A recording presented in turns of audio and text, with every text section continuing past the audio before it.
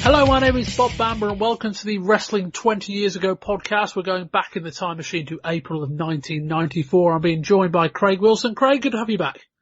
Hello. We'll start with the news, and Craig, I think you're up first. Yeah, indeed. The Rosemont Horizon in Chicago, Illinois was the venue this month for WCW Spring Stampede 1994. The show was headlined by Ric Flair putting the gold on the line against his old nemesis, Ricky Steamboat. The Nasty Boys continued their feud with Maxx, Payne and Cactus Jack, and the Great Muta flew into the US to face US champion Steve Austin. Shane Douglas is the ECW heavyweight champion. He won the title at a live event at the end of March, defeating Terry Funk after suffocating him with a paper bag and then pinning him. The match was an 8-man cage match dubbed as Ultimate Jeopardy, between Douglas, the Public Enemy and Mr. Hughes against Funk, the Road Warrior and the team of Taz and Kevin Sullivan.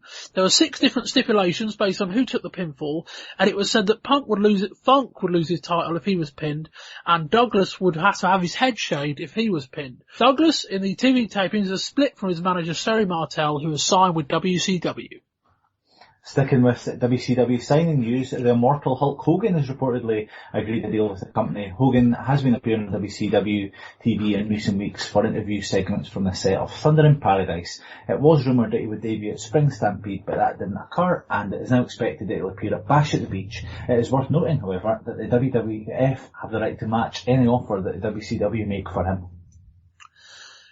Razor Ramon, not in reality yet, but it has been taped, has lost his Intercontinental Title. A match taped earlier this month will air at some point in May on WWF Superstars. Ramon lost his title to Diesel.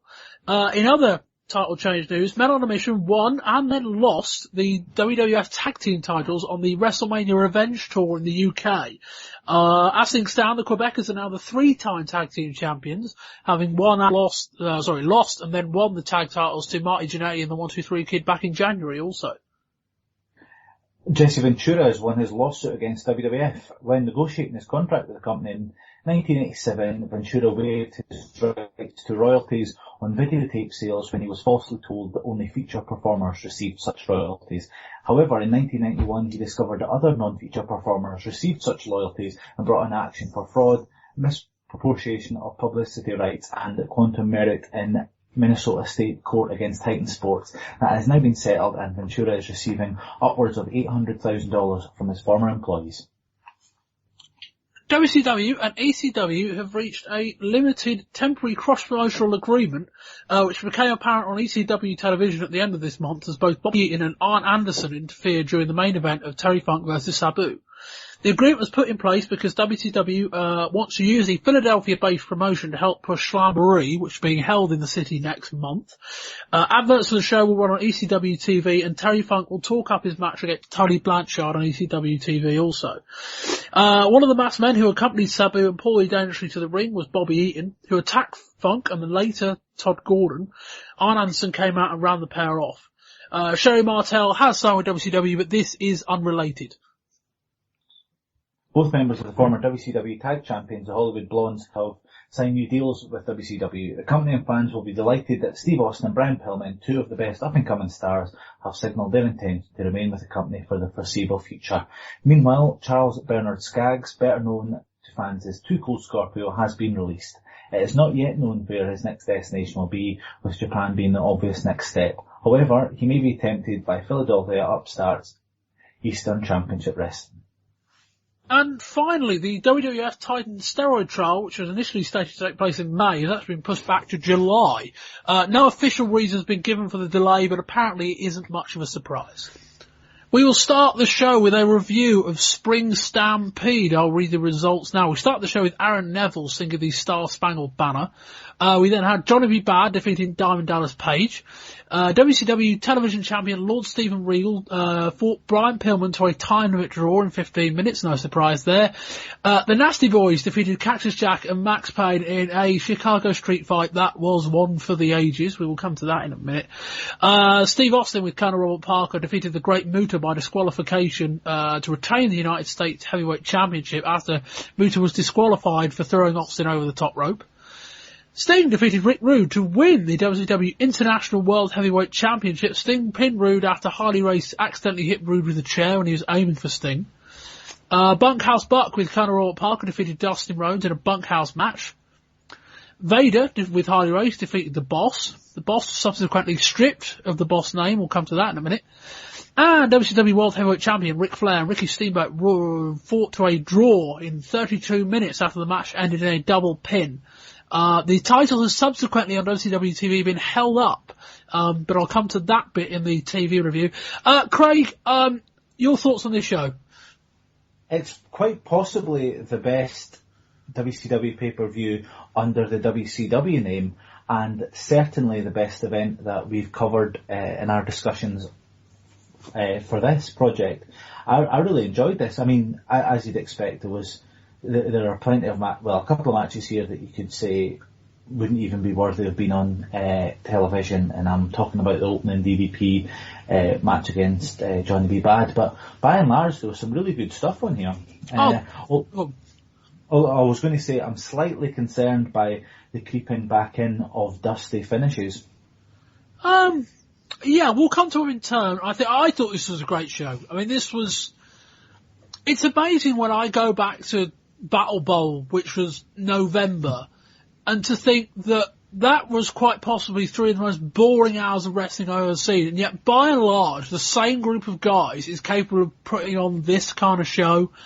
Top to bottom, this is one of the best wrestling shows I've ever seen. In terms of, alright, it didn't reach quite the peaks that WrestleMania did last month. We didn't get the Bret Owen Classic, although we got pretty close with Steamboat and Flair. And we certainly didn't get close to the Shawn and Razor match, but the tag match between the Nasties and Maxx, Payne and Cactus Jack, in its own way, was kind of up in that level as well. We didn't quite reach those peaks, but as a 3-hour wrestling show, there was nothing bad on this card. Even a couple of things that I've got notes on and slight kind of downers on, they were good. Mm. They weren't as good as everything else on the card. That was really it. I thought it was a great show top to bottom. We will start with Johnny Bad, defeating Diamond Dallas Page. 5 minutes. As an opener, this was quite flat, but I must say that this and the entire show benefited from just an incredibly hot crowd. Yeah, I'd agree. Although I have to say that probably the most memorable part of this match was the protracted discussion between Schiavone and Bobby the Brain over whether the move Page hit was a gut buster or a stomach buster. But it was fine. Page is still very green, and Bad is, well, bad. I mean, how has Diamond Dallas Page got a valet as attractive as the woman who accompanies him to the ring? Because he is 38 years old, I believe, which is incredibly old when you think about it, given that he's starting out. Not particularly attractive, I wouldn't say. With hair like that, I certainly wouldn't say. And yet he walks out with an incredibly attractive woman. I can't be the only person that is slightly miffed by this development. Not at all. He must have a reasonably good contract from the company. That's true. Perhaps. Yeah, this was quite a flat match, as you say. There was the kind of back and forth between the announcers. This got really good in the last kind of 45 seconds. Johnny Bad, I think he did a plancher to the outside. He then did his punch to DDP, and then did his float over sunset flip from the top rope. Really good finish. Again, 5 minutes, but as an opener, this was better than any WCW opener I've ever seen, and it didn't need to be any better than this. No, you're probably right. You don't expect necessarily a classic encounter to open up a card.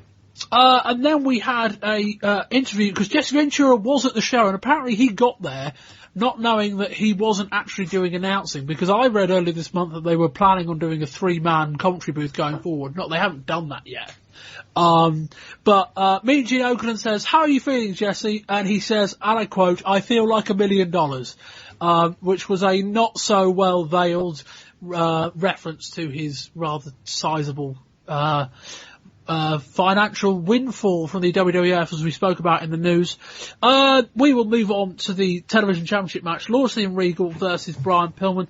Craig, is it fair to say, is it possible that had Brian Pillman not re-signed, Regal would have beaten him clean here? It was just the fact that Pillman had, within the last few weeks, signed a new contract that, well, we can't beat him given he's still going to be around. And so we kind of fell back on this Regal staple, which is the time limit draw. And dare I say what I said 2 to 3 months ago, these are starting to get old. Yeah, without question. In my scribblings for this one, I'd written another Regal match, another draw. But yeah, no, you're absolutely right. I think Regal would have certainly went over clean on this one if Pillman hadn't signed a new deal with the company. It's probably fair to say also that Pillman's in real danger of being lost in the shuffle here, despite signing a new contract. Going into this one, no one really thought he would win, and it's no surprise that he didn't. But he's not really been on the best of form since the breakup of the Hollywood Blondes. No, I mean, is it fair to say that? Well, not that WCW has always approached their booking in the time we're doing this show as kind of with a ton of logic, that if you're planning on Pillman leaving in the last few months, you maybe won't promote him that hard, and then he re-signs, and you think, okay, we've got to reboot him. Time will tell, certainly. Yeah, no, I would say that your point very well may be true in 3 months, but I don't think we can say that yet.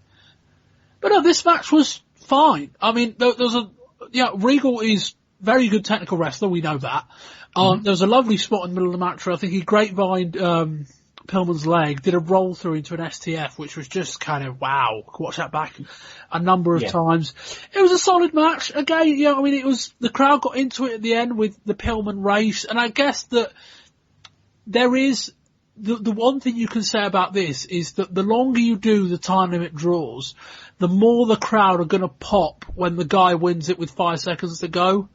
Yes, correct, yeah. That's the one benefit, is that you're laying a series of seeds that eventually will pay off. They're certainly building to that, without question. But I think it's got to be sooner rather than later, hasn't it? I mean, I just... You don't want another 6 months of that same finish. No, because you've got the problem that the crowd, you're educating the crowd that a Regal match is going to start, let's sit back. Yes. Now, fortunately for a crowd that was this hot, they didn't do a ton of that, but even so, I think if you're going to be in front of quieter crowds, you might really bore them. You could be like, oh, we've got at least 10 minutes before this gets good, I'll go and get the beers. You don't want everyone automatically reaching that assumption in a Regal match. No. But that was fine. Then we had an interview with Conor Parker and Bunkhouse Buck, and then we go to this tag match. Wow, this was Cactus Jack and Maxx Payne versus the Nasty Boys in a quote-unquote Chicago street fight. Craig, I don't believe at any point this ever really got in the ring. It was a brawl up and down the entranceway and into the first ever gimmicked merchandise stand, which was cordoned off because, we've got a table and we've got to put someone through it. Yes. But also, it was a cordoned off gimmick area. This was an incredible match. 8 minutes. There was a shovel, there was a pool cue, there were 2 tables put through. There's one point where I think Sags picked up Cactus Jack to pile drive into the table, and the table just gave way. This was a brutal match. Absolutely.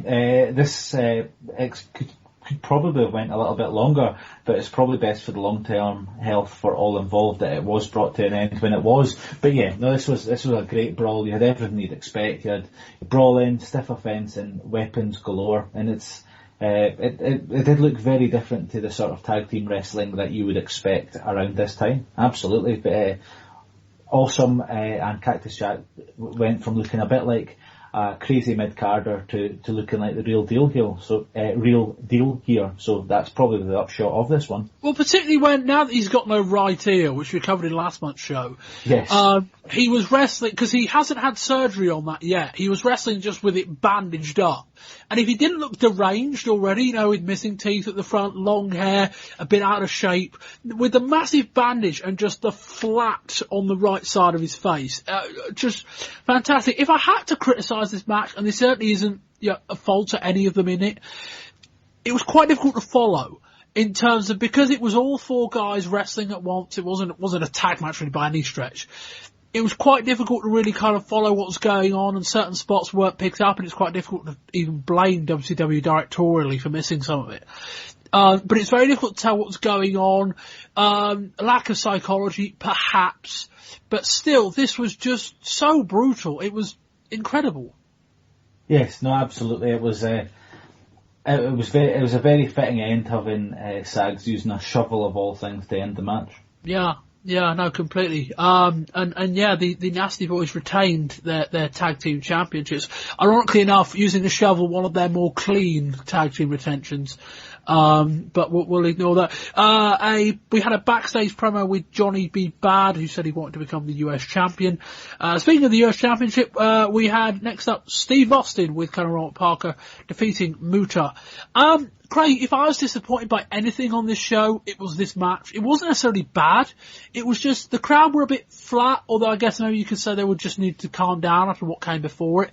But I didn't like the way they tried to portray Muta as a face in the match. It almost felt like, well, this kind of feels like it might work in Japan, but it didn't work over here, particularly when they started with the announcement that Muta wanted to arrive and take the US Championship back with him to Japan, which didn't feel to me like a great way to get someone over as a babyface in a US Championship match. No, I'd give you that. My overall impression of this match was that Muta didn't seem terribly interested by it and was almost phoning it in. On paper, this sounded like it would be amazing, and I just figured it would be Muta, the more established guy, helping to get Austin even further over, but I don't know, it just seemed a bit flat, and I don't think it was necessarily just the crowd, although that wouldn't have helped, but I thought there was something missing here. And dare I say this match was about 4 or 5 minutes too long. It was about 16 minutes and it felt it at times. Got hot towards the end, but in the middle, it kind of plateaued a bit.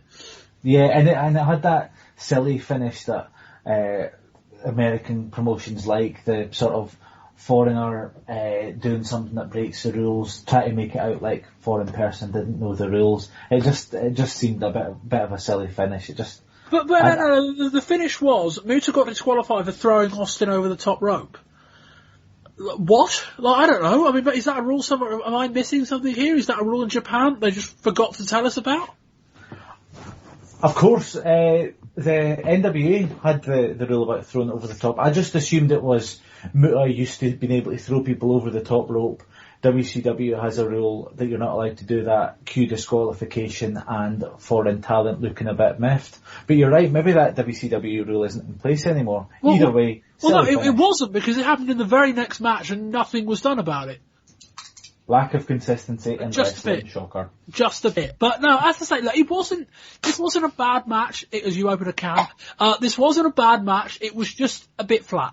The crowd were a bit flat, and maybe it needed to be this. Maybe, I didn't rate it down. It was just kind of, it did the job it needed to do, but I felt this could have been more, and that's on paper I was excited about this and came away from it feeling a bit disappointed.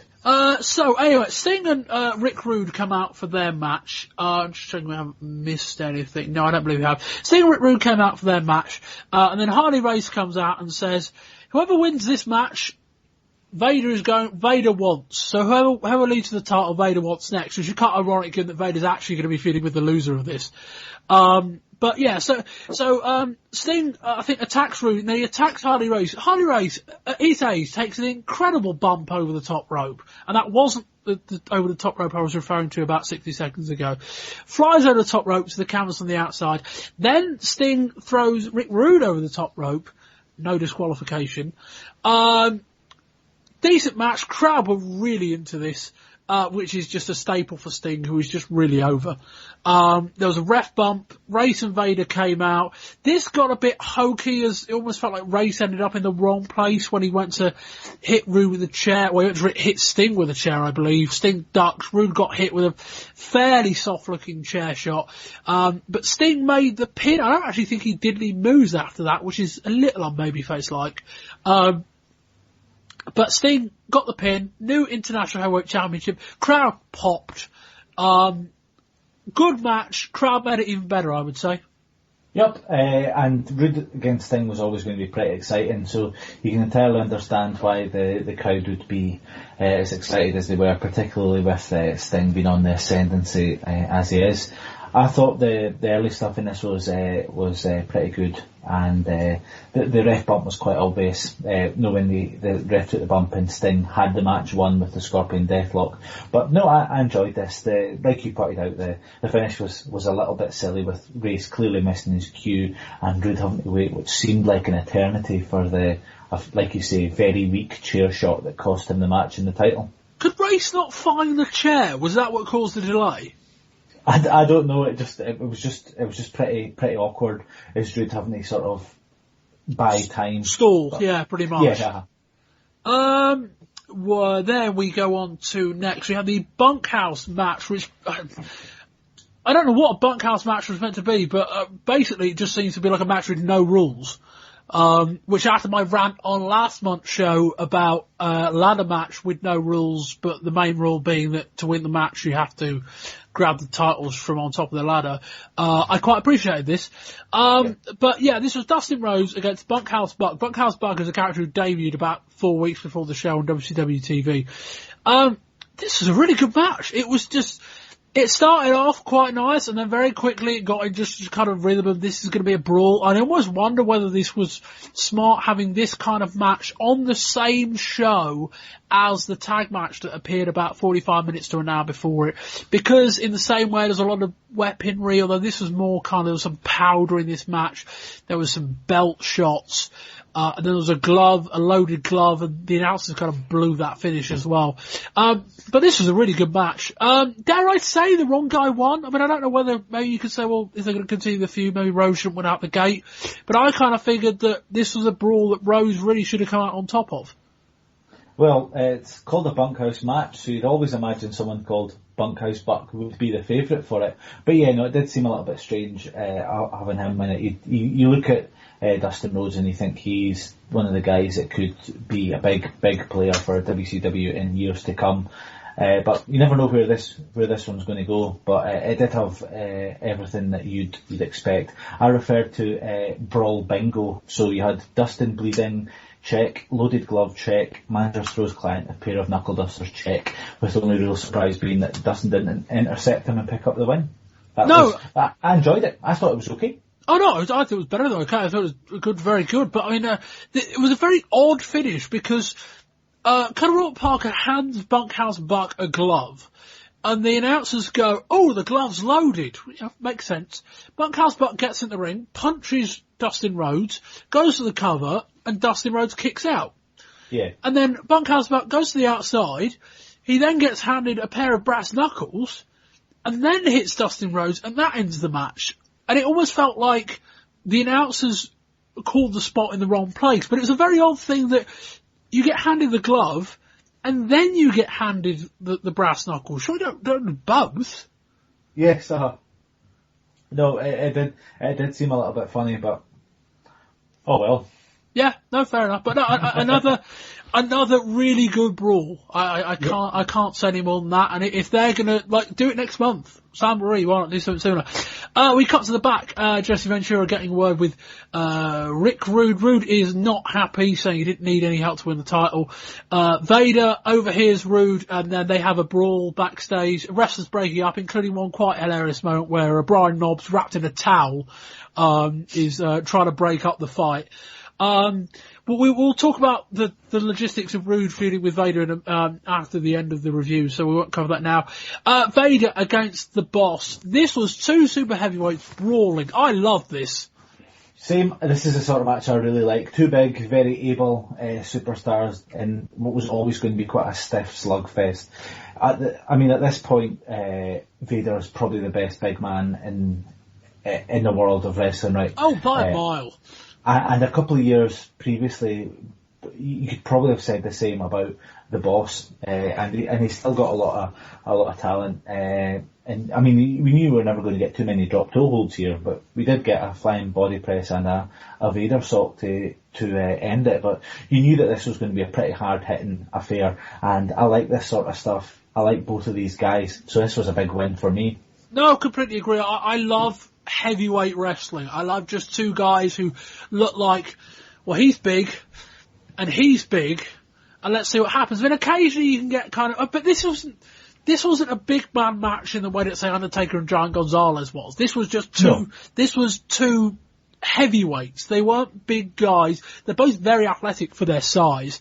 Yep. There's one point it spilled to the outside. Boss whipped Vader into the guardrail. Vader flipped into the front row. That was quite good. There was another spot later on where Vader goes for a run and ends up flying over the top rope, which was good. No DQ, but we've covered that. Bobby Heenan, who almost in kind of vain, just said, why do we even bother with the ring at one point during this match? Which was quite good.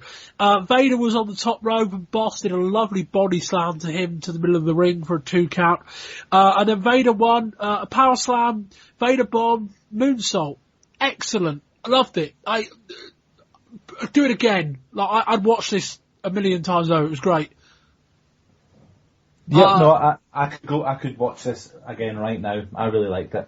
And then after the match, this didn't really make sense, but when we fill in the details of why it was done, I think you can kind of understand it. Race goes to handcuff the Boss, but the Boss takes out his nightstick and just starts beating up Race, which I kind of thought, well, it's not really the biggest babyface mood. But they kind of break it up, and Nick Bockwinkel tells the Boss to stop. They go backstage, and the Boss is being interviewed by Mean Gene Okerlund. Nick Bockwinkel comes back and basically says, you're abusing your powers.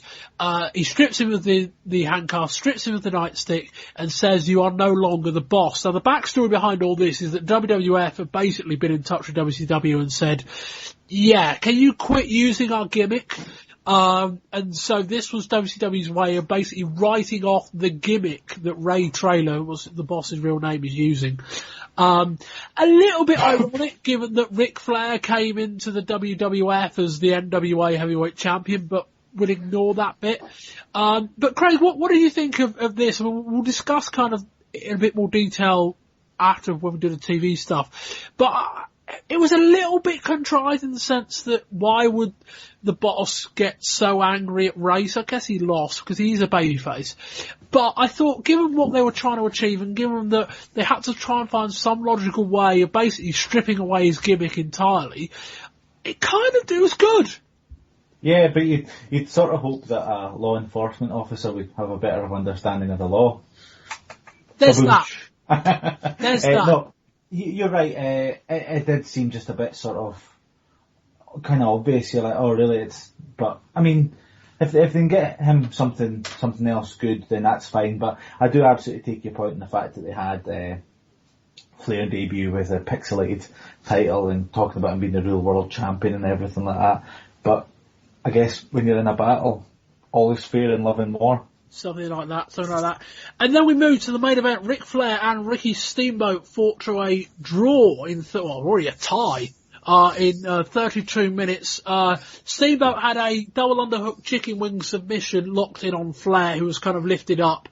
He then kind of fell back in like a German suplex style motion, with a bridge, although the important point being there was no bridge.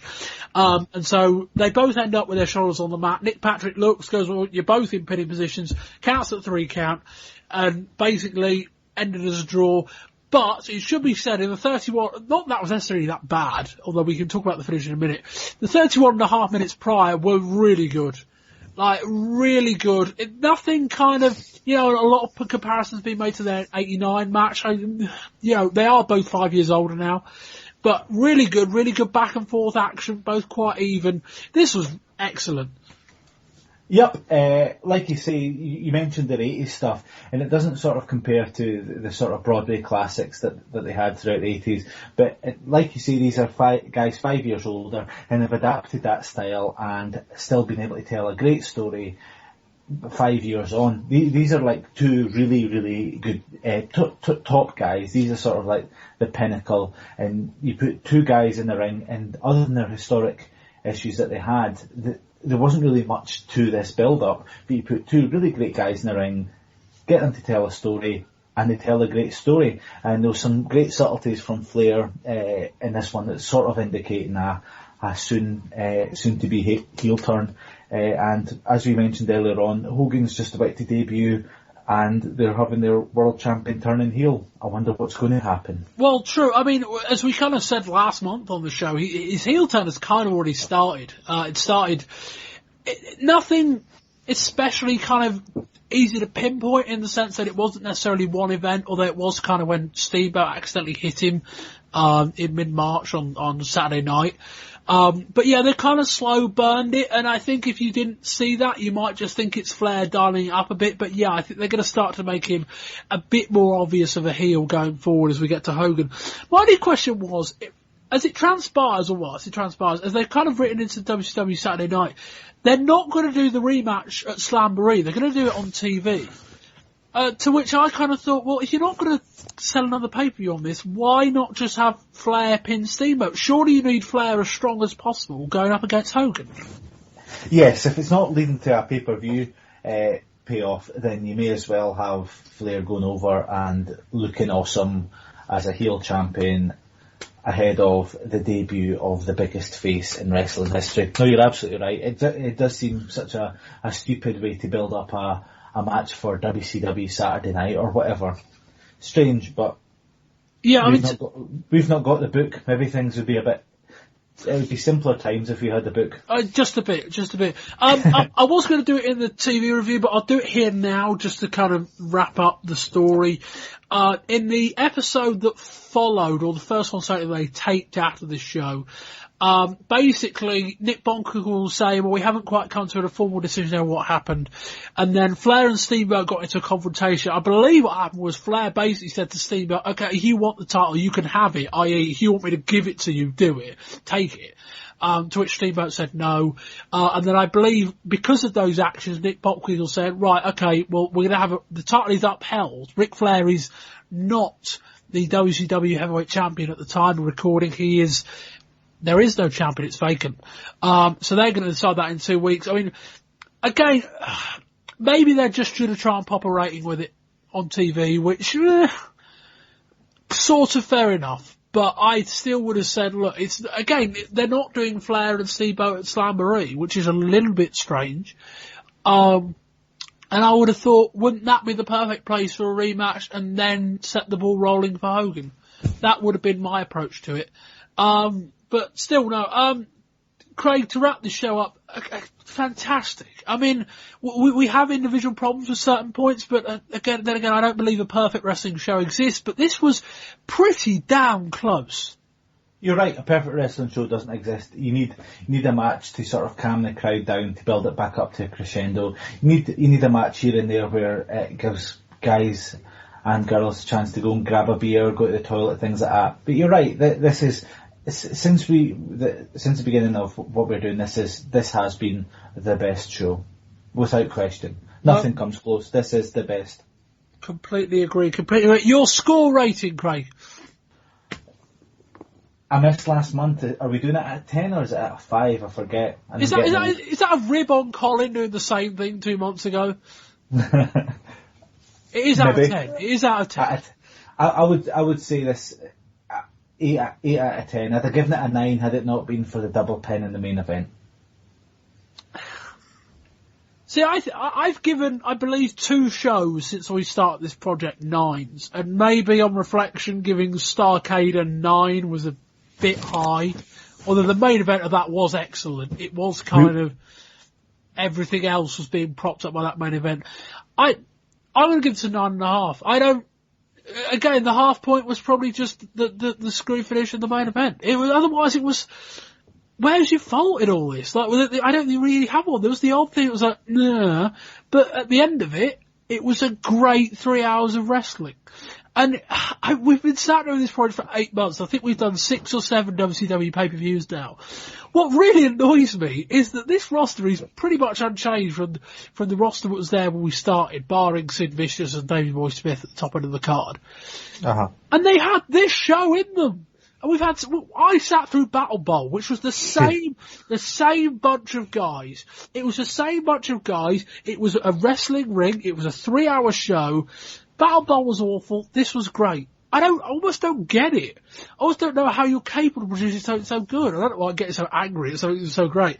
But yeah, 9.5 for me. It was excellent. And I highly recommend, if you've got 3 hours a day, go back and watch this. Without question. Craig, we'll kind of do what we did last night with WWF and kind of have a look at the kind of state of the top end of the WCW roster. We'll start with Ric Flair, and admittedly we discussed some of this at least during the Spring Stampede review, but on the way to becoming a full-fledged heel. I wouldn't say he's there yet, although they kind of started the turn about a month, 5-6 weeks ago. What do you think about Flair right now? You know, he won the championship against Vader at Starrcade, big win. Since then, you know, he had the kind of screwy-ish retention at Super Brawl in February. We then had the retention here, which was kind of the double pin. Now, admittedly, he's turning heel. We've got the stuff with Hogan coming up, and I think him being heel is logical, because I think you want to be, you know, I said before about my worry about whether Hogan might end up getting booed by the WCW crowd. And I don't think you want to be in a position where you do a kind of Hogan and Warrior, where it's two good guys and we'll see what happens and hope for the best. I think you want to be a bit more explicit, just so anyone on the fence is going to be pro Hogan, which is what you want. But I think that this was the match that he kind of needed to win clean, and I think he needs a big win at Slamboree next month, because when you're going to go into that match, we assume, or we believe it's going to be in July at Bash at the Beach. We believe it's going to be then. So if that's the case, I think Flair's in a very good spot at the top of the card. Interesting to see what happens when Hogan comes along, though. I agree. I have to say though, I mean, it's always been sort of, up until this point, I'm a WCW guy, I'm a WWF guy, and even a heel Flair, I still think the bulk of the crowd would still be behind Flair over a face Hogan, simply because Flair's their guy. But that's probably a completely separate point. I think, like I said in the piece about Spring Stampede, I really enjoyed a lot of the subtleties of Flair stuff. And you've been talking about how the heel turn has been building, but it looked really good against Steamboat, especially when you compare him to the face in peril that he was against Vader back at the tail end of last year. I think Flair's just such a big game player for them, and it's only right that he's the first guy that we talk about in this roster review. He's the WCW's top guy, and at this point there can be no other guy that Hogan could feud with when he eventually makes his debut. It's just going to be interesting to see what reaction he gets from the WCW faithful. Yeah, I mean, we don't know if anything's changed, but as it stands, Flair isn't the champion. And I don't know whether Simi wins it back or not. I mean, it's on TV, so we'll know probably sooner rather than later, because it won't be live. It would be an odd one if the plan was to take the title off Flair, not to do it at Spring Stampede. So I suspect one way or another Flair goes into the match with Hogan as champion. Is there anything to be said, maybe, that Hogan could be, you could almost don't do Flair and Hogan first up. Is there a beneficial thing to maybe say, give the title to Steamboat, Steamboat is the transitional champion that drops it to Hogan, and then you can have those two on a collision course, or maybe Starrcade at the end of the year? Is that maybe a better idea?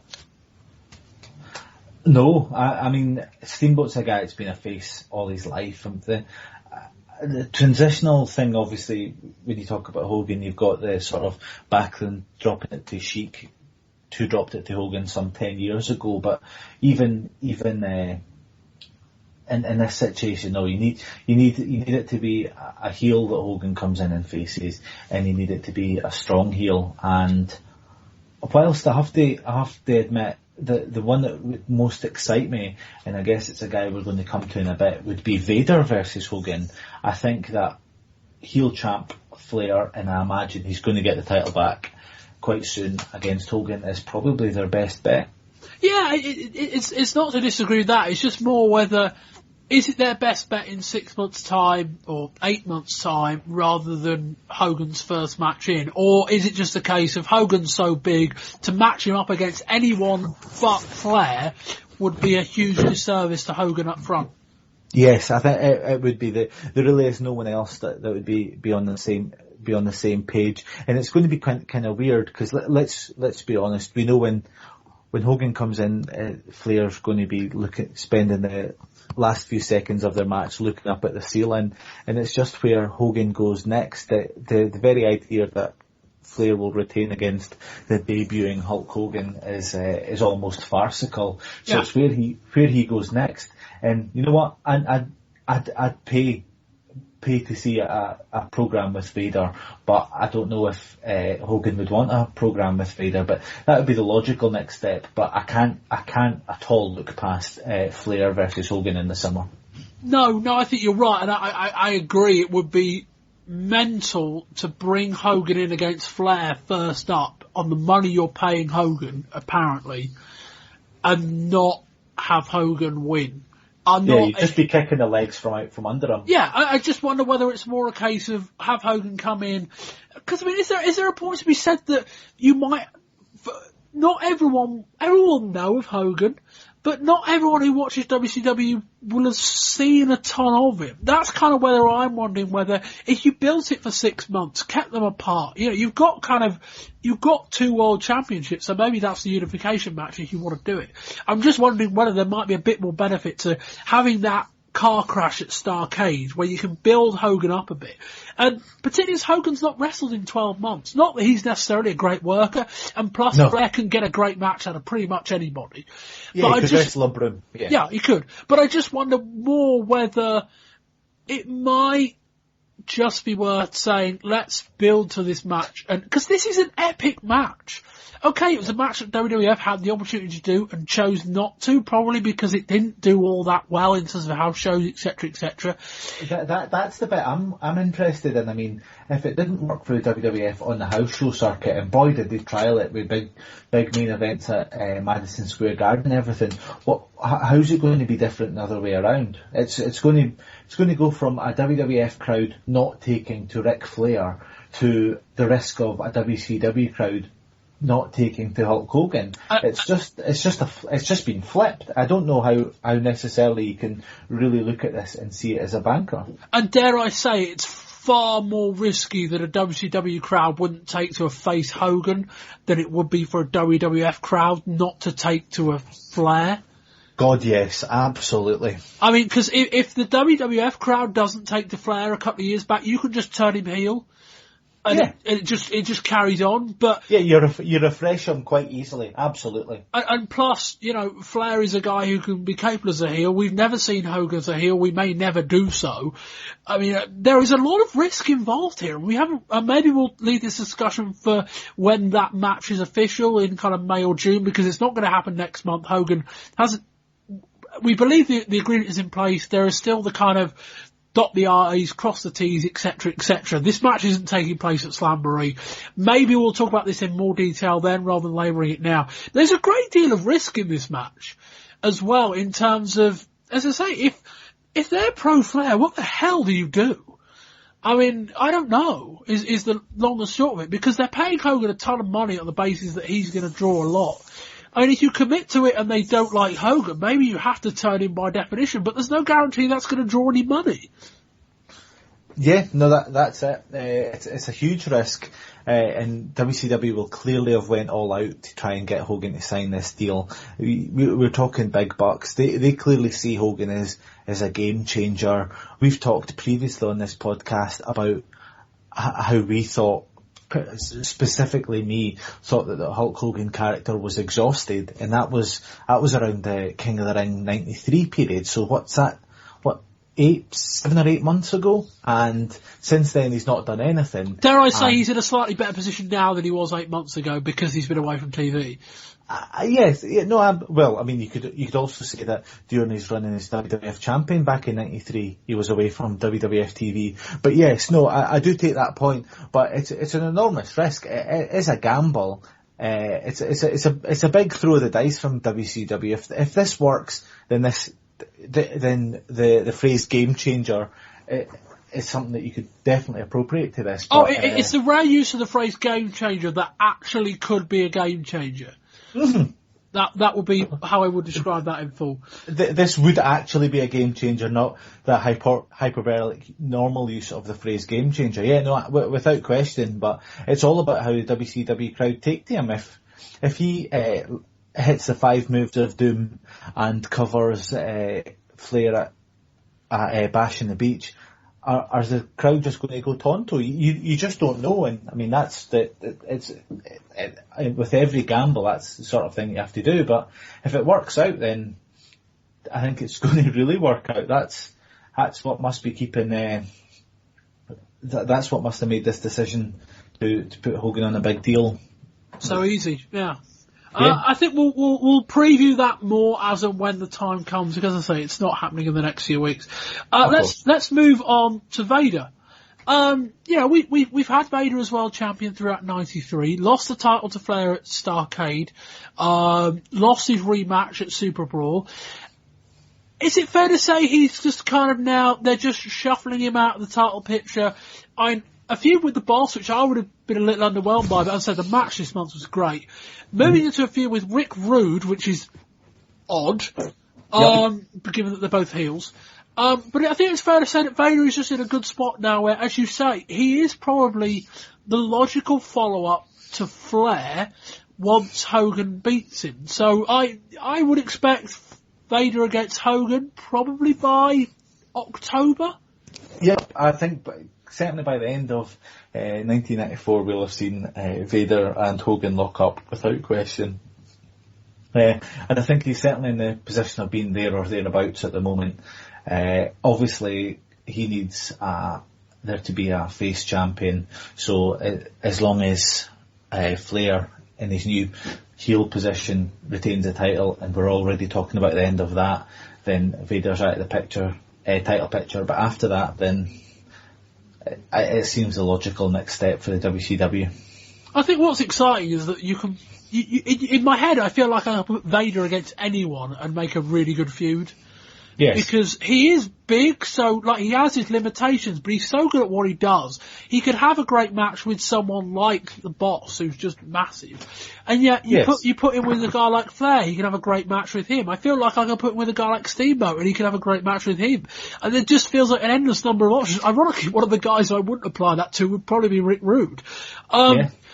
Perplexing on that. I mean, we can transition into Rude while we do it, but odd, given that they're both heels, and I don't particularly want to see either of them turn face.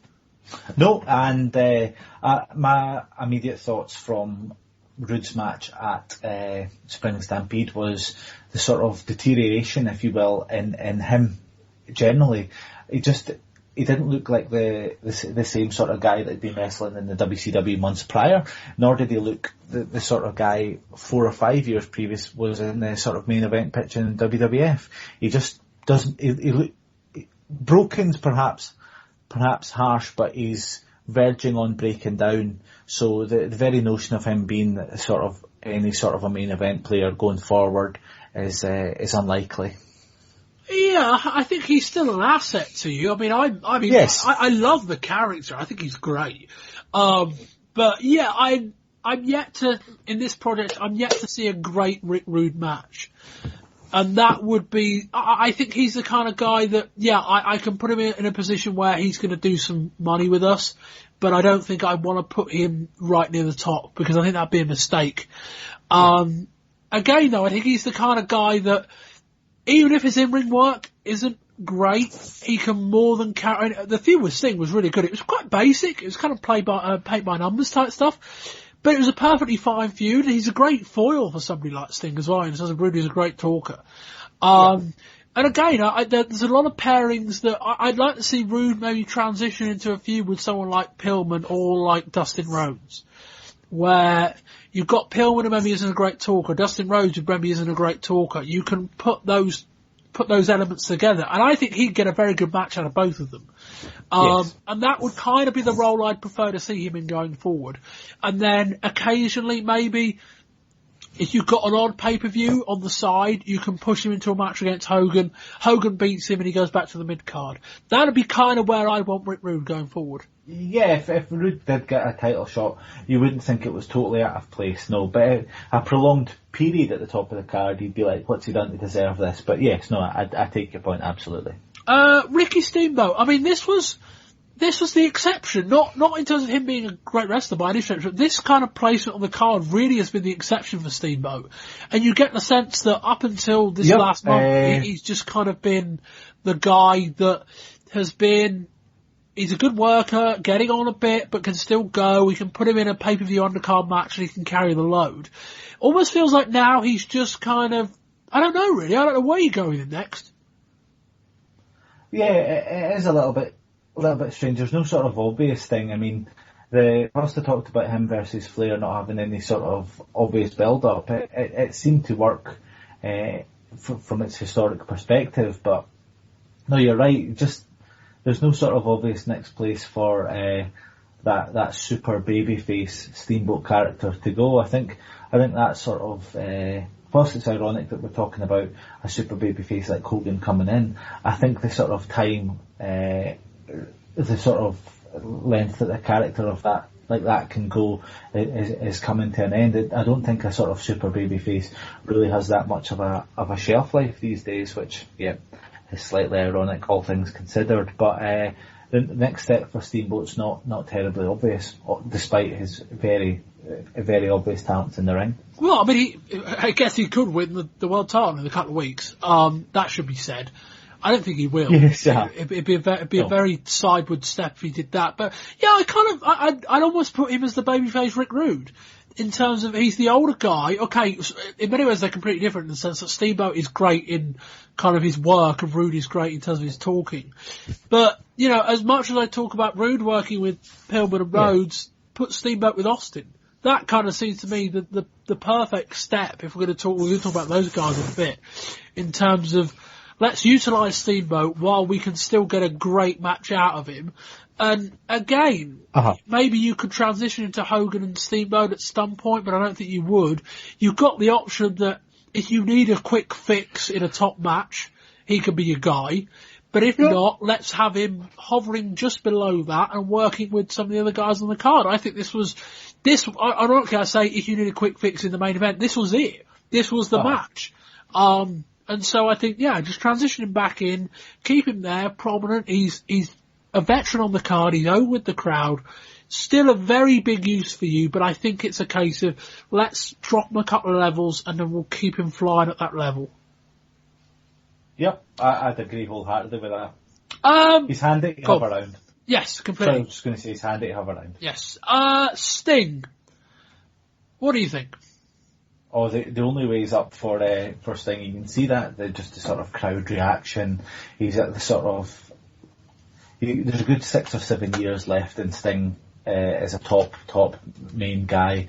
So the WCW are right to transition him into a sort of proper main event guy. The fact he's now the international champion, whatever that title actually is, can only mean good things for him going forward. He deserves a run with the gold. He deserves to fit near the top. See if he can transition from a sort of upper mid card to a main eventer. The signs all look like they can, so now's the chance for him to step up. No, I completely agree. I mean, Sting is one of those guys where he's really more over than his talents really warrant, to a degree, in that he's a good talker but no better, he's a good wrestler but no better, and yet behind Flair he's the most popular guy on the card, and in some places he seems to be getting bigger reaction than Flair. Now, okay, Flair's a heel now, or he will become one would think. And Hogan comes in, he probably stays in the number 2 role as well. But he is a guy that is a massive asset. And I like the fact they've given him the international title because it feels like, okay, we don't want to put it with Hogan. We don't want to compromise that. So give him the international title. And okay, it's not as big as the world title, but it kind of floats not that far below it. And we can just put him on his own path. And it's the sort of thing where I think I'd keep the international title on him for, 18 months, 2 years. And then see where that is, and then maybe when Hogan's not champion anymore, maybe when he is, you could either do a face versus face match, or you could transition one of them into a heel, and then create that kind of big blow off match. I think he's in a great spot. Yes, I agree. Let's talk about the Boss. Well, not the Boss anymore. We'll cover the specifics in a minute. The artist formerly known as the Boss. Yeah, well, in fact, I better do this bit now. I'll pull this bit from WCW TV review, which we're going to do in a minute.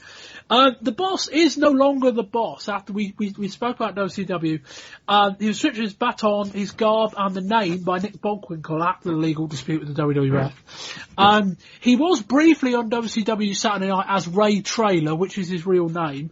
But he will now be known, going forward, Craig, as the Guardian Angel, having been met by 2 other quote-unquote members of the Guardian Angel Club, whatever they were, He was given a jacket with Guardian Angel on the back, and that's going to be his character going forward. I suspect, long story short, not a ton changes in terms of he's the babyface enforcer and he's the quote-unquote Guardian Angel that helps out the babyface in need and stuff like that. So it kind of makes sense. But yeah, an odd gimmick change in terms of, I think there maybe would have been better names for it. I'm not sure trying to get someone over as a big, good badass called the Guardian Angel is necessarily a hugely smart thing to do, but he is in a good spot. He is over to a degree, and he is a guy again who's capable of having a great match with someone like Vader.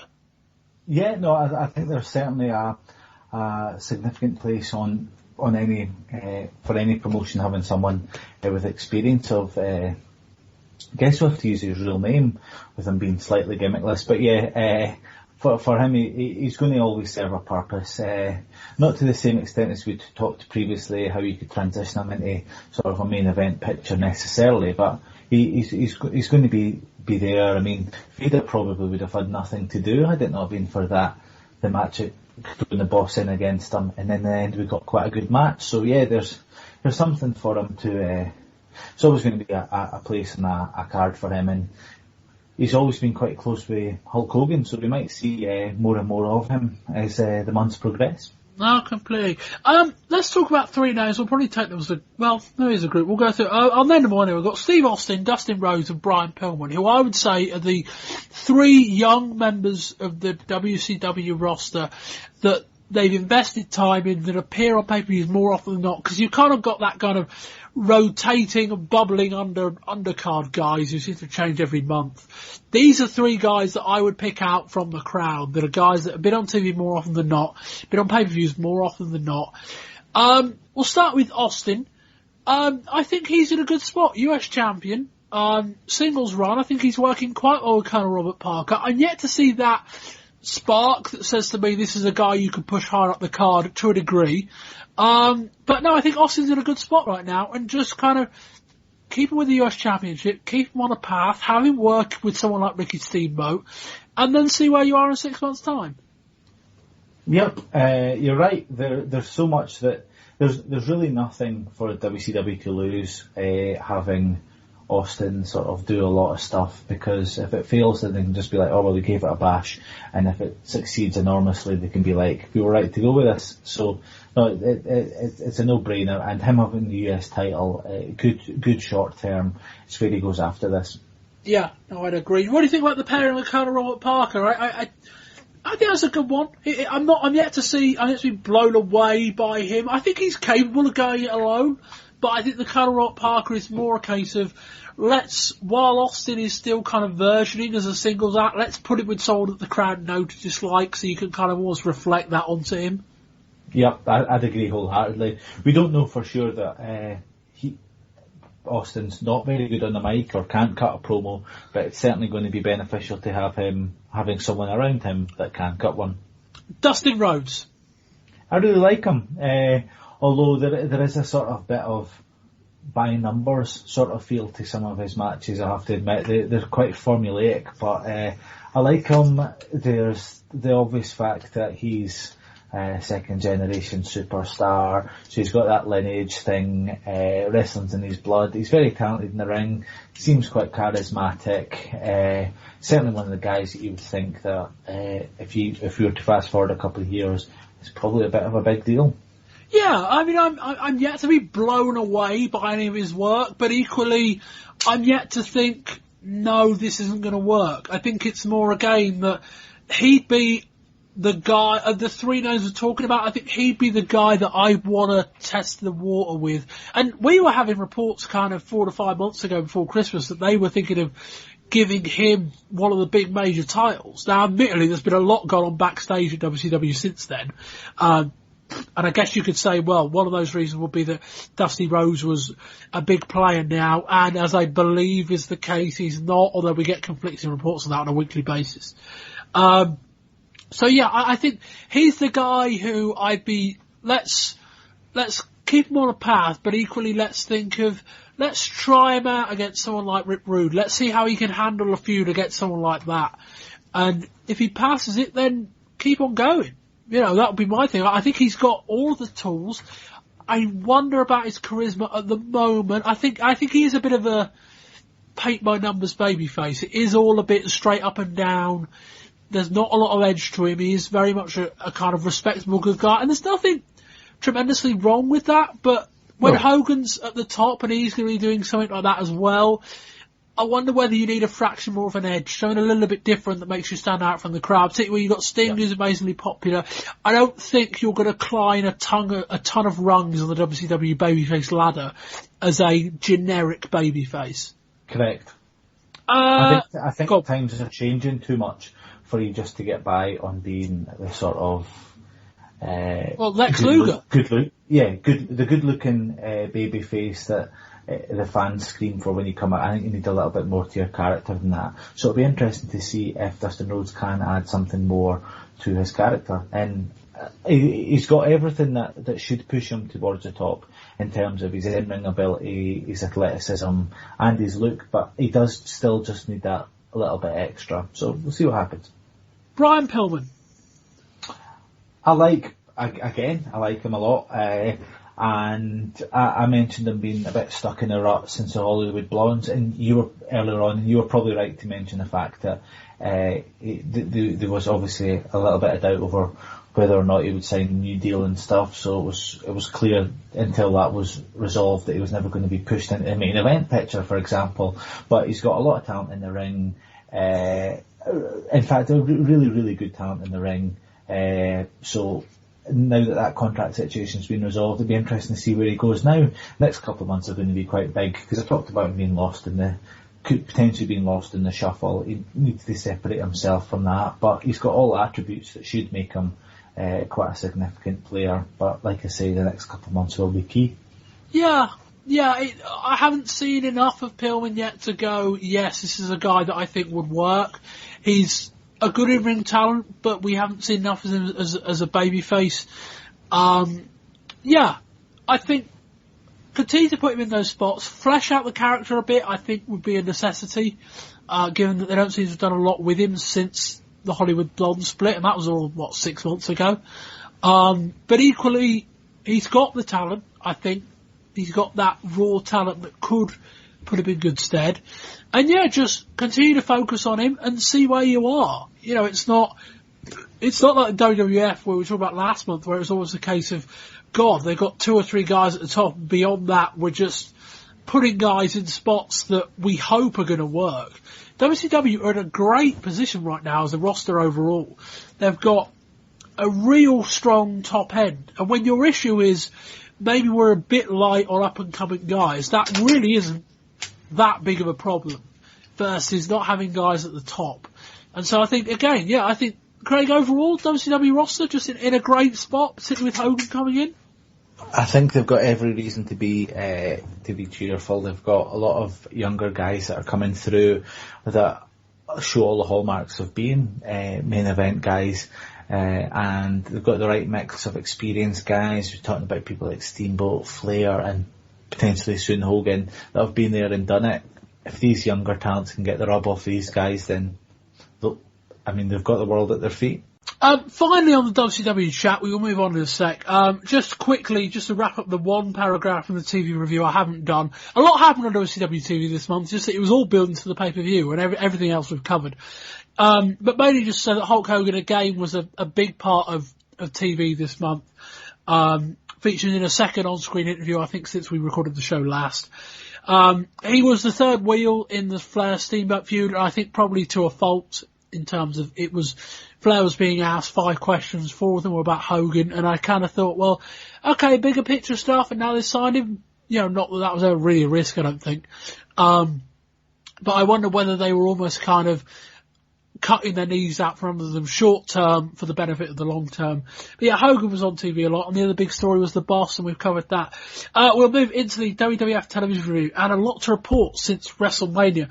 Bret Hart cut his first promo as WWF champion, saying that he was a fighting champion and promised Yokozuna a rematch for his championship.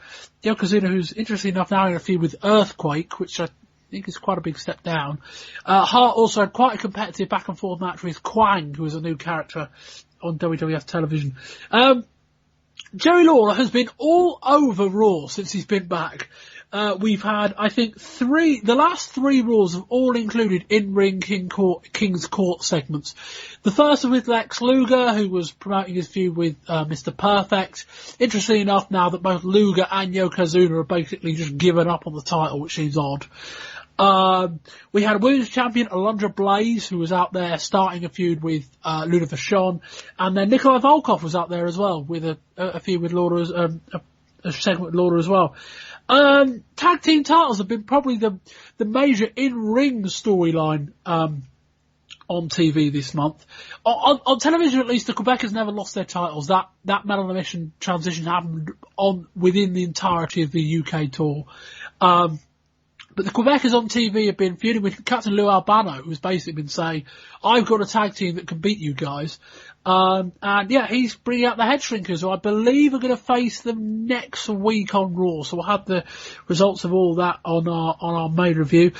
Shawn Michaels is out of in-ring action, but still very much a part of television.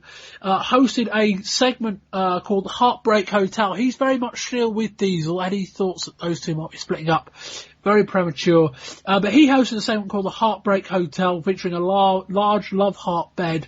And largely just a front for a promo on Razor Ramon, who they're building to the match with Diesel, where Razor will lose his title, which hasn't happened yet. Michaels ended the segment by saying, the Heartbreak Hotel, where you can check out, but you can never leave. And finally, on Raw this week, in a very bizarre segment, we cut to a deli worker who claimed the Undertaker had walked into his shop, and apparently he likes cheese. Anyway, that will wrap up the WCW TV review for WWF TV review for this month, rather. Craig, I've got a few kind of brief discussion points. I know you've not seen a ton of it this month. Why have Razor dropped the belt so soon after beating Shawn Michaels? Now, okay, Razor was champion going into WrestleMania, so it's not like it was a 2-3 week reign. But given how great that match was, to hide it away so much with relatively so little build is perplexing to me. I agree, but we also, from the Night 4 Rumble, how much faith the WWF clearly have in Diesel, so it's not a terrible surprise that he has been pushed towards a title. But I guess the only real surprise is the way that it has been done. You're right, it does seem a little bit flat, considering how amazing the victory was. There's obviously going to be some sort of big boost from having whoever the next champion is have a big win over Razor, and to do it essentially on the QT seems a bit bizarre, but I don't know where the WWF are going to go with this, but they clearly have some high hopes for Diesel. Yeah, clearly. I mean, I guess you could say that they're protecting Razor in kind of transitioning the belt off him in a quite quiet way. Let's do it on Superstars, where less people are watching, not live. We won't. They built to it. It's been building on Raw for a few weeks, so it's not like they've ignored it, and it's not like they could have done it on an international tour if they'd have really wanted to kind of brush it under the carpet. But still, odd. I mean, is there a positive from this for Razor? Because I guess you could say, well, they're kind of transitioning out of the Intercontinental title level upwards, but upwards is Bret Hart, and that's not a match we need to see right now. No, the 93 Rumble match wasn't great, although it was a Razor over a year ago compared to the leaps and bounds he's made. But I don't think there's really any sort of space in the main event picture yet for Razor. I don't think a face versus face thing's the very obvious thing to go, and I'd be a bit worried about sort of short term if I was Razor Ramon, based on the fact that Diesel's won the title. Yeah, I agree a little bit. I guess we should wait to see it play out. I mean, we don't know exactly how it went down, and I'll add that to my WWF TV review next month when that airs. But still, that was a bit strange.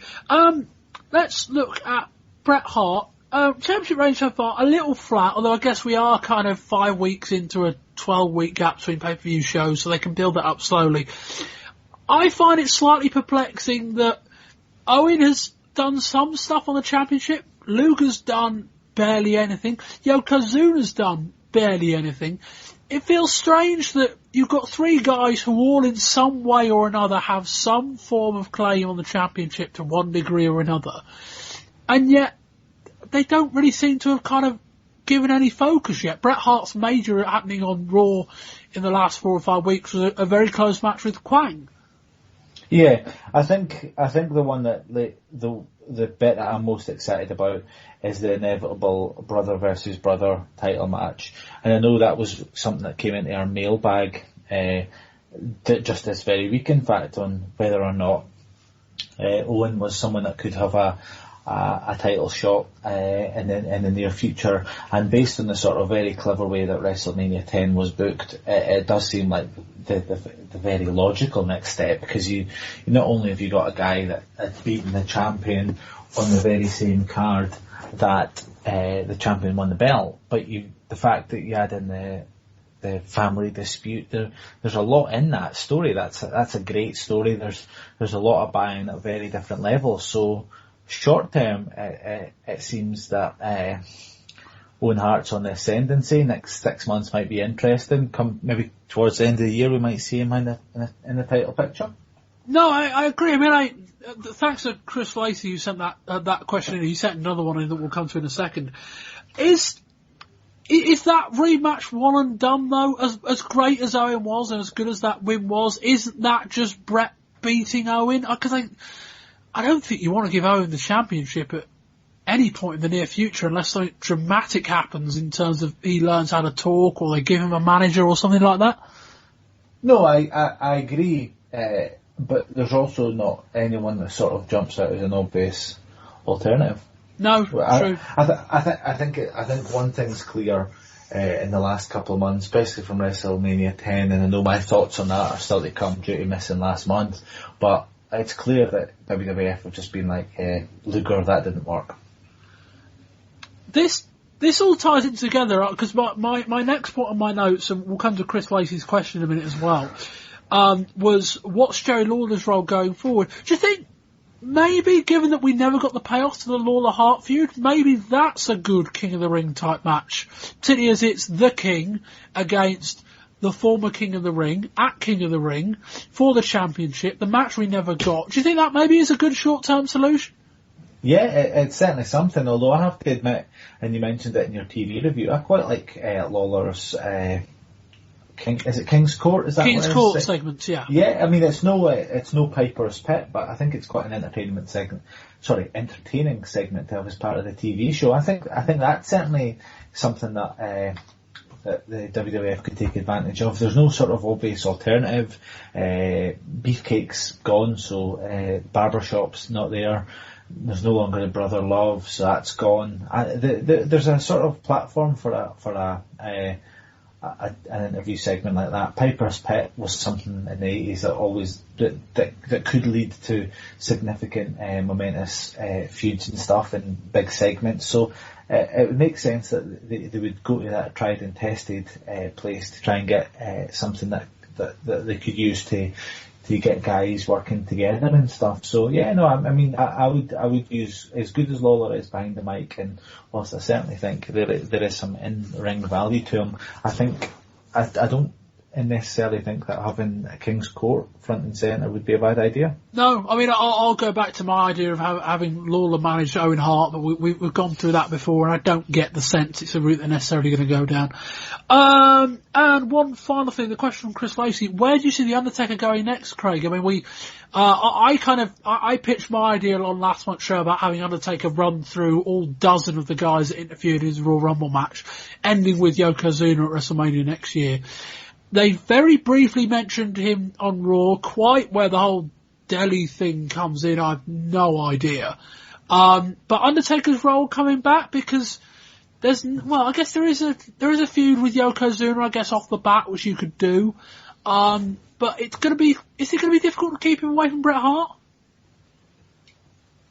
I don't know. I don't know if the Undertaker character's really done anything recently to put himself into the main event picture. His last match was in the main event of the Royal Rumble. Yeah, but I mean, still though, and Survivor Series. Yes, but I still don't necessarily see him as a title contender. But I mean, we could equally talk about the lack of viable alternatives. So there isn't much to go with, and in terms of the people WWF have currently, there aren't many main eventers, and Undertaker, as you pointed out, is someone that's been in the main event picture, but I don't see it as a very sort of obvious one, but I wouldn't be surprised if they sort of pushed him into that picture. But yeah, no, I don't know. Bret Hart, Undertaker, is that really a big deal? I don't know. Well, it's the face versus face problem we were talking about earlier with WCW, isn't it? It's kind of...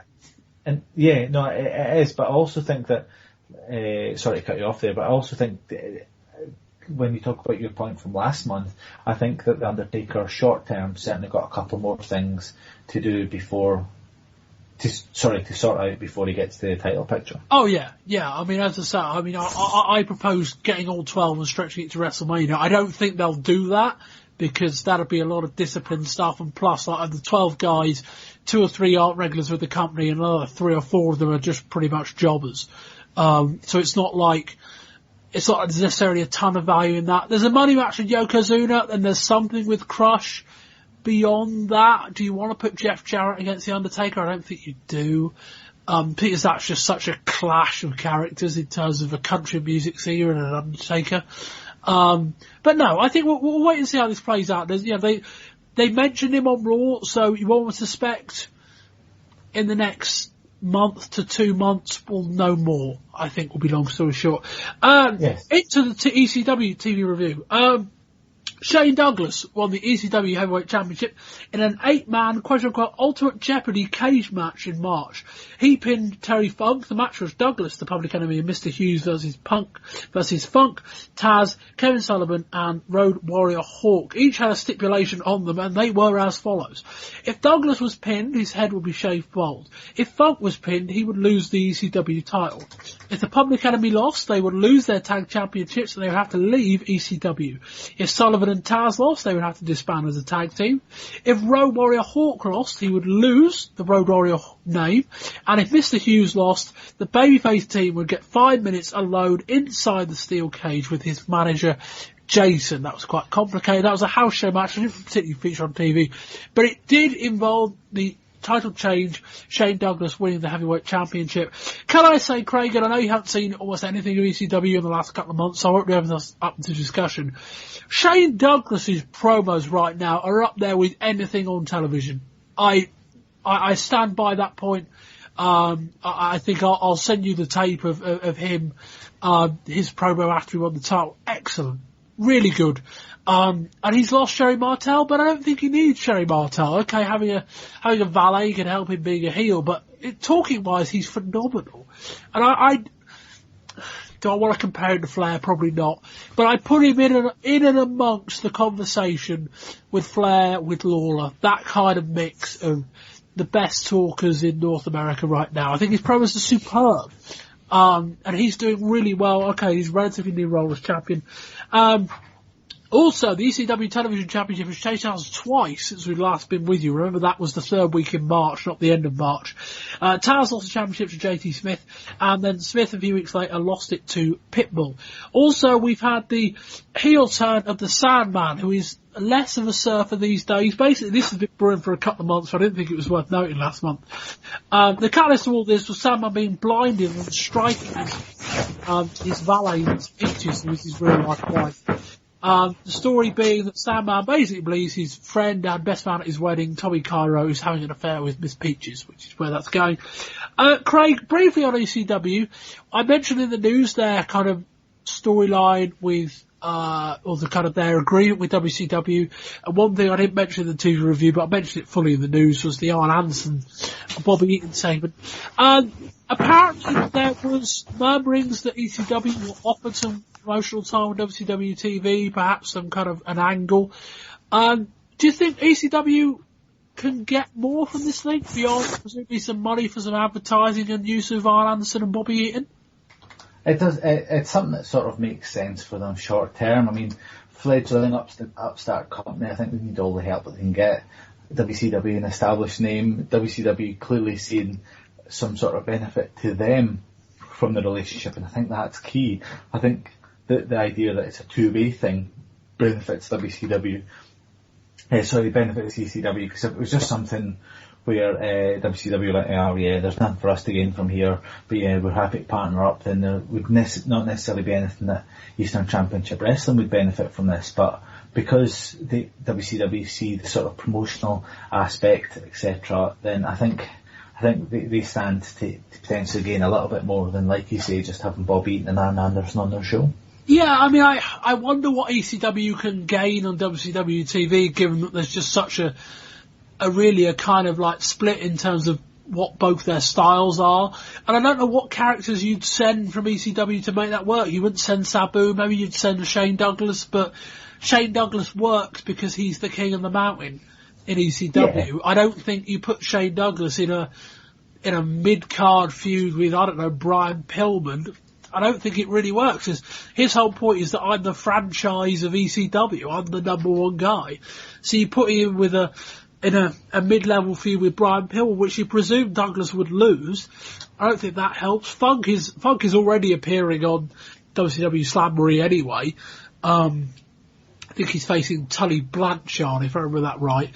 So you're already getting that there. So yeah, I think maybe if I'm ECW, maybe I've got what I want to out of this. I'm getting some advertising money from the WCW ad spots. I'm getting Arn Anderson, which is a great coup for them short term.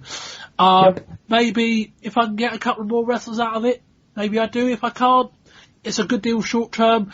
I don't think there's a ton long term they can benefit from it, unless it was perhaps more of an organic kind of talent trade type deal where, WCW get some guys that they don't want to feature on TV, send them down to ECW for a bit of conditioning and develop their character a bit and then send them back up. That could work. But I don't know enough about ECW to know whether they'd like that deal or not. Okay. Craig, your moment/match of the month. It has to be Flair versus Steamboat. Like I said earlier, whilst it didn't compare to their Broadway classics from the 80s, it still showed two guys that were able to tell a story, and they put on a great performance. Let's look beyond the finish, because we discussed that earlier on, but these were two guys, very top of their game, putting on a fantastic match. It's got to be either that or the hardcore match, the sort of hardcore tag match, but for me, it's the Flair Steamboat that just edges it. Yeah, I'm like you. I'll give a very honourable mention to the tag team match, the Nasties of Maxx Payne and Cactus Jack, which was excellent. But my match of the month was Vader and The Boss. I love that style of wrestling. Just two super heavyweights, have a brawl, clean victory, which, is still at this point very satisfying on a WCW brand that isn't famous for it. And it was just a really, really fun match to watch. For me, it was the most enjoyable match of the show. I don't not necessarily say it's going to be the best, but this was a show where there were other months where 4 or 5 of these matches could have been match of the month. I firmly believe that. I agree. Craig, your brief-ish thoughts on WrestleMania. You weren't here last month, and I kind of wanted to get anything. Well, I mean, you're probably going to end up agreeing with largely what me and Colin said, but anything else on top of that, and just your general thoughts? I think I was thinking about this today upon reflection, and I have to say I think WrestleMania 10 is the best WrestleMania from the first 10 years of the event. You've got two absolute classic matches in Brett versus Owen, as well as the Razor versus Michaels match, and I have to think that Michaels versus Razor is probably the best WrestleMania Intercontinental Title match as well. It's my favourite WrestleMania since the event began. I love the show. Gutted to have missed the podcast, because I really could wax lyrical for a lot longer on the strengths, and there were many of this show. But no, I really enjoyed WrestleMania 10. No, I don't. I would add something, but go back and listen to our last show, and me and Colin did about 50 minutes on WrestleMania. Let's go forward and talk about the Ultimate Warrior.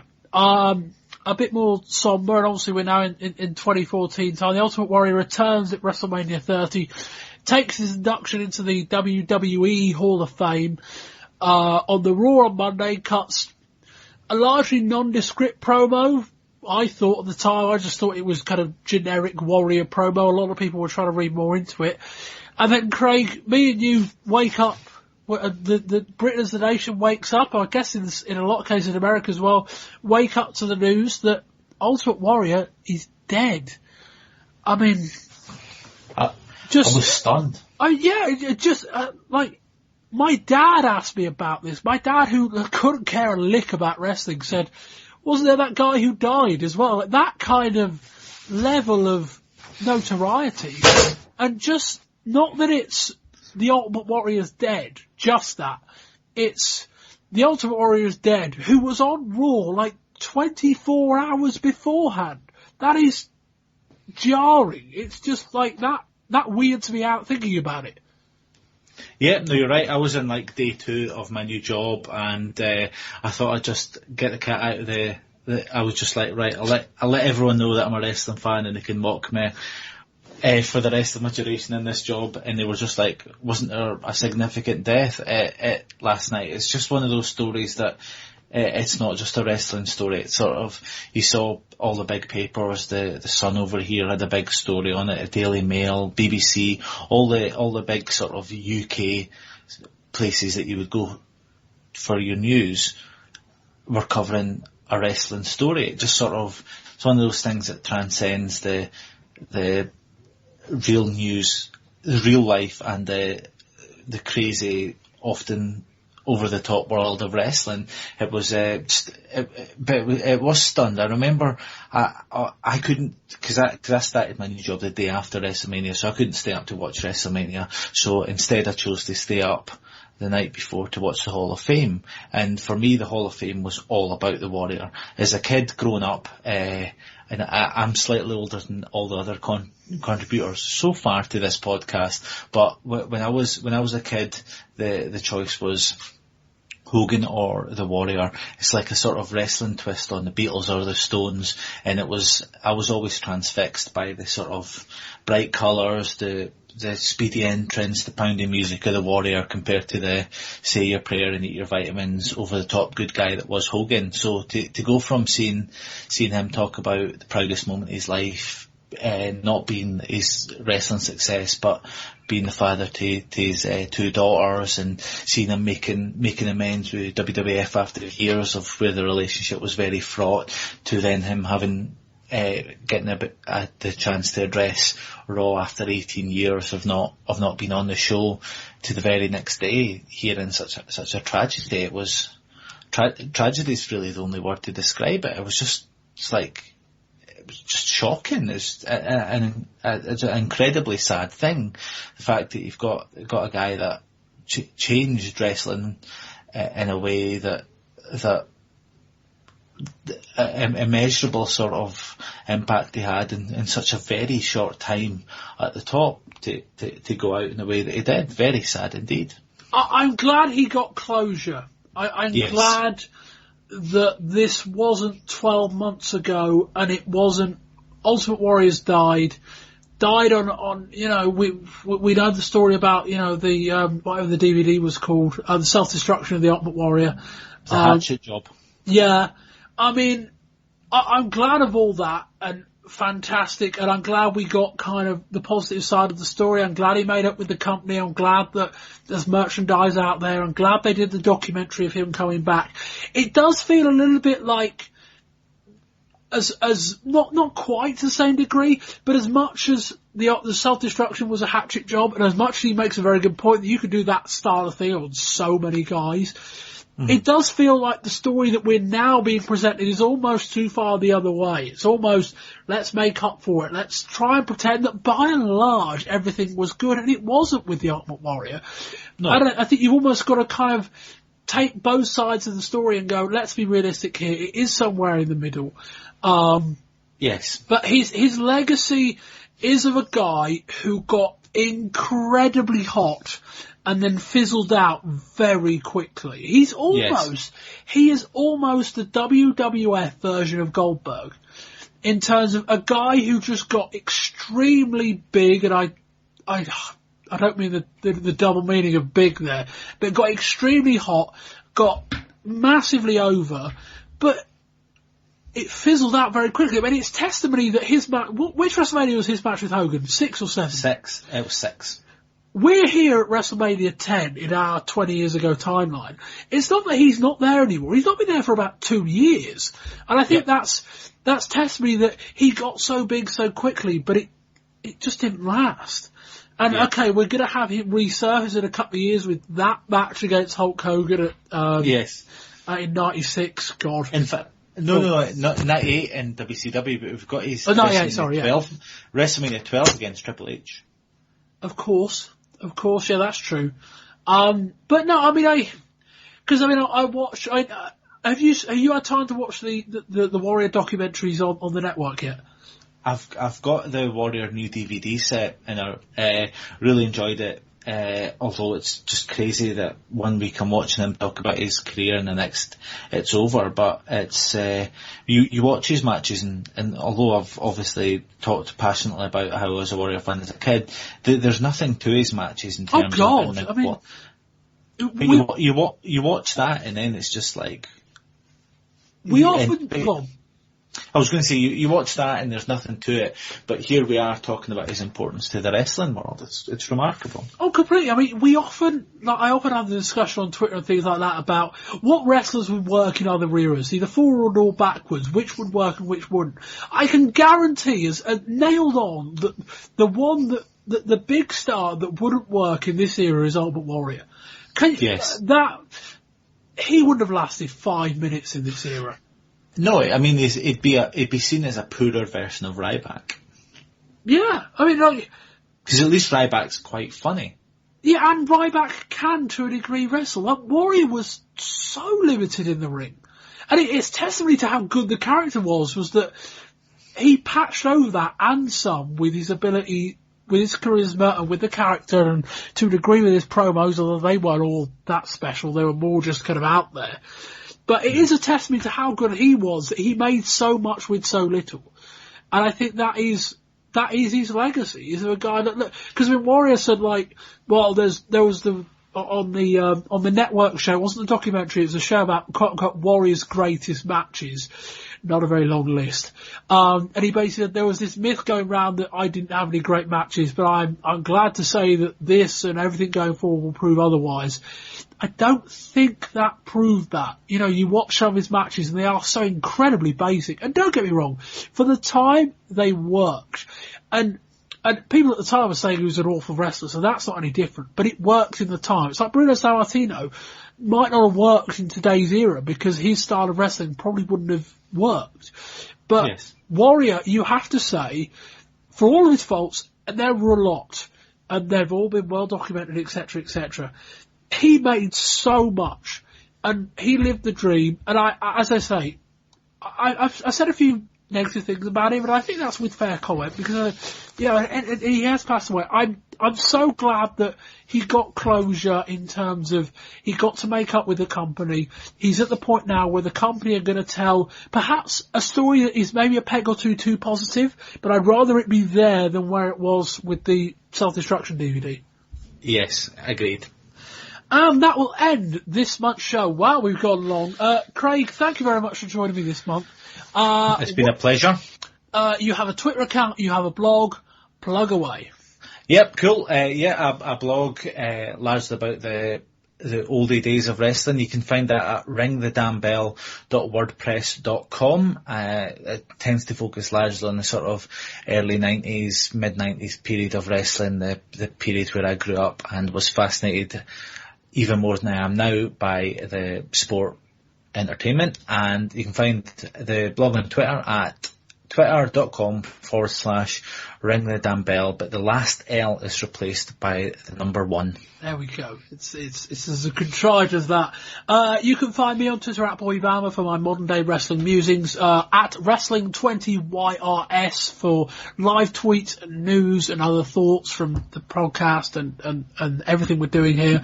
Wrestling20years.com for all the other episodes. And I think that's about it. We're back next month. We've got Slamboree.